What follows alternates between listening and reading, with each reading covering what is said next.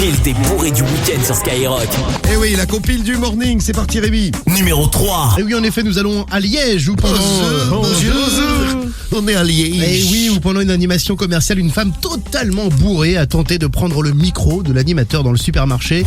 Alors elle a saisi l'animateur par la chemise à plusieurs reprises, elle l'a violenté pour récupérer le mic.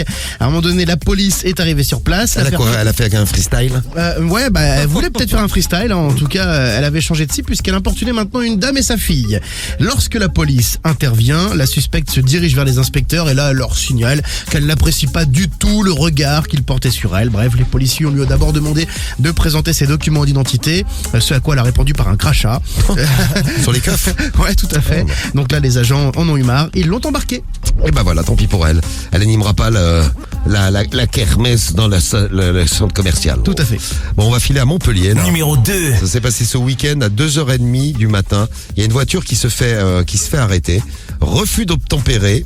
Il y a délit de fuite. Il se barre. Bon, il se fait arrêter par la police. Quand la police est arrivée, il a fait une marche arrière.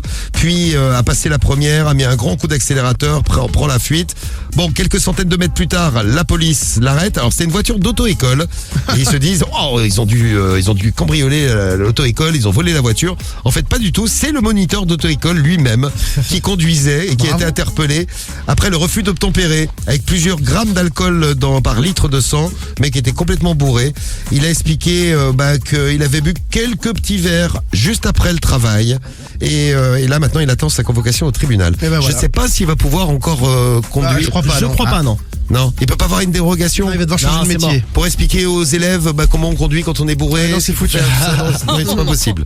Bon courage à lui, il est en vacances pendant quelques temps. Alors. Ouais. Numéro 1. Et on termine à Toulouse où une meuf bourrée est rentrée chez elle, mais alors vraiment elle c'est la palme, hein, avec une gerbe de fleurs qu'elle avait volée sur les monuments aux morts des anciens combattants. Bon. Donc elle a 24 ans, elle se promène dans les rues de Toulouse et là à un moment donné les policiers la repèrent parce que elle avait quand même une écharpe tricolore bien en vue sur elle avec la gerbe sous le bras. Ah oui, la gerbe avec l'écharpe. Ouais, tout à fait.